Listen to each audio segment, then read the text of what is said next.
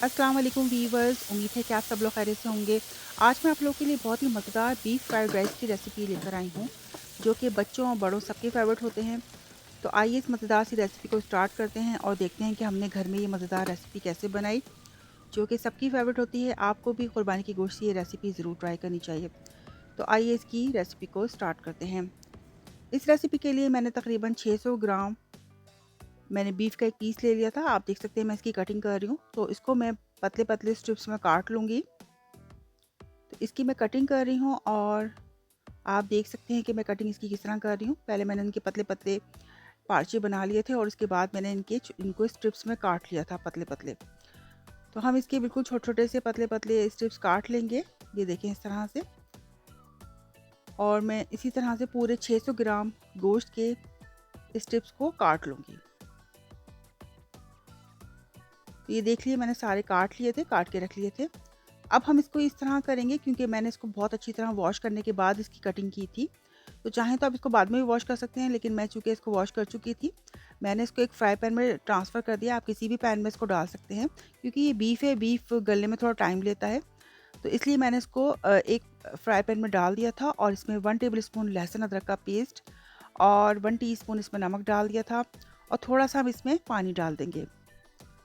थोड़ा-सा पानी डाल के इसको मैंने मीडियम फ्लेम पर तकरीबन 15 मिनट के लिए इसको अच्छी तरह से बॉईल कर लिया था। तो गोश्त को हमने इतना करना है कि गल जाए गोश्त। तो गोश्त को मैं गलाऊँगी स्लो टू मीडियम फ्लेम पर और उसके बाद इसका पानी ड्राई करके इसको मैंने एक डिश में ट्रांसफ़र कर दिया था।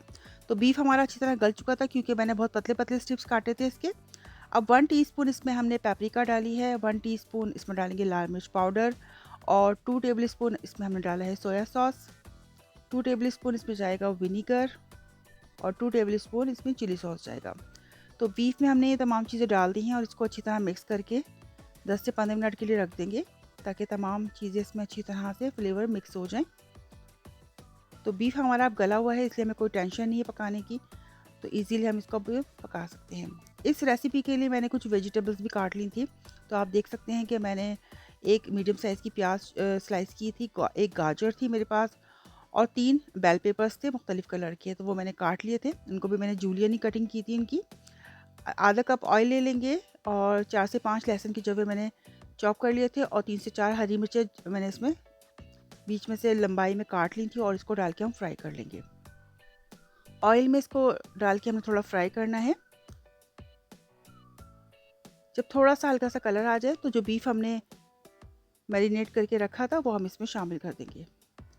तो बीफ को इसमें डाल देंगे और अब हम इसको अच्छी तरह से बीफ को पकाएँगे ऑयल के अंदर और मसालों के अंदर जो हमने डाले थे सॉसेस वगैरह, तो इन सॉसेस में अच्छी तरह इसको स्टर फ्राई करेंगे बीफ को।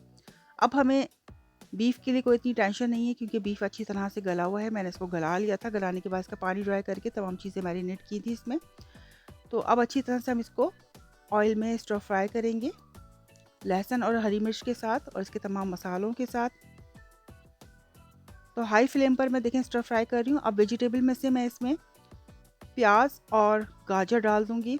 उसको अच्छी तरह डाल के इसके साथ में फ्राई करूँगी। क्योंकि गाजर में थोड़ा टाइम लगता है गलने में, तो गाजर को पहले हमने प्याज के साथ डाल दिया था और हाई फ्लेम पर इसको हमने स्टर फ्राई किया है। इसके बाद हमने तमाम वेजिटेबल डाल दी हैं। Bell pepper, red bell pepper, yellow bell pepper और ग्रीन बेल पेपर। तमाम बेल पेपर डाल के अच्छी तरह स्टर फ्राई करेंगे।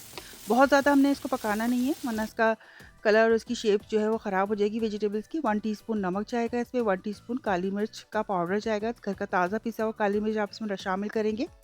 इससे बहुत ही अच्छा फ्लेवर आएगा और इसको अच्छी तरह हम स्टर फ्राई कर रहे हैं। जब हम देखेंगे कि 2-3 मिनट बाद अच्छी तरह से हाई फ्लेम पर हमने इसको स्टर फ्राई कर दिया, तो अब इसमें हम चावल शामिल कर देंगे।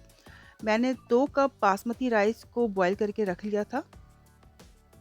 इसको मैंने तकरीबन फुली बॉयल किया था क्योंकि ज़्यादा हमने वेजिटेबल में पकाना नहीं है, इसको बस मिक्स करना है चावलों को। तो बॉयल किए हुए चावल मैंने इसमें डाल दिए हैं। 2 कप मैंने चावल को बॉयल करके रख लिया था और इसमें शामिल कर दिया है। अब इसको हल्के हाथों के साथ हम मिक्स करेंगे अच्छी तरह से और जब चावलों को अच्छी तरह मिक्स कर लेंगे तो मैं 1 टेबलस्पून भरकर इसमें सेसमी सीड ऑयल यानी वाइट तिल का तेल डाल रही हूँ। अगर आपके पास नहीं है तो आप इसको स्किप कर सकते हैं। और ऊपर से मैं डाल रही हूँ इसमें ग्रीन अनियन यानी हरी प्याज को मैंने चॉप कर लिया था, वो हम डाल के इसको कवर कर देंगे। अब मैं इसको 6 से 7 मिनट के लिए दम पे रखूँगी तो देख सकते हैं कि बहुत ज़बरदस्त स्टीम आ चुकी थी और चावल अच्छी तरह रेडी हो चुके थे। चूँकि चावल फुल बॉयल थे, मुझे ज़्यादा पकाने की ज़रूरत नहीं थी इसको। अब ऊपर से मैंने थोड़ा-सा भी हरा धनिया डाल दिया था और इस पे हम हरी प्याज़ से इसको गार्निश कर देंगे। इसको डिश आउट करते हैं। तो बहुत ही मज़ेदार हमारे बीफ फ्राइड राइस बन के तैयार हो गए थे। चिकन के साथ फ्राइड राइस तो सभी बनाते हैं। बीफ के साथ मेरी इस रेसिपी को ज़रूर ट्राई कीजिएगा। इंशाल्लाह आपके घरवालों को और मेहमानों को ज़रूर पसंद आएँगे। आप इस रेसिपी को दावत में भी बना सकते हैं, बहुत मज़ेदार रेसिपी है और ये सबको बहुत पसंद आती है। बेहद मज़ेदार फ्लेवरफुल हमारे बीफ फ्राइड राइस बन के तैयार हो गए थे। इसको हम हरी प्याज़ और थोड़े से हरे धनिया के पत्तों के साथ इसको गार्निश कर सकते हैं। तो आप देख सकते हैं कि बहुत ही मज़ेदार रेसिपी बन के रेडी हो गई थी। तो व्यूअर्स, हमारे बीफ फ्राइड राइस बन के बिल्कुल तैयार हैं और बहुत ही मज़ेदार फ्लेवरफुल बने थे, सबको बेहद पसंद आए थे। तो इंशाल्लाह आपको भी ज़रूर पसंद आएँगे। मेरी इस रेसिपी को आप ज़रूर ट्राई कीजिएगा। अगर आपको मेरी वीडियो पसंद आती है तो मेरी वीडियो को लाइक और कमेंट ज़रूर कीजिए, मेरे चैनल को सब्सक्राइब कीजिए। इस रेसिपी को अपने फ्रेंड्स और फैमिली में ज़रूर शेयर कीजिए। इंशाल्लाह इसी तरह की मज़ेदार रेसिपीज़ आपके लिए लेकर आती रहूँगी। जब तक के लिए अल्लाह निगहबान।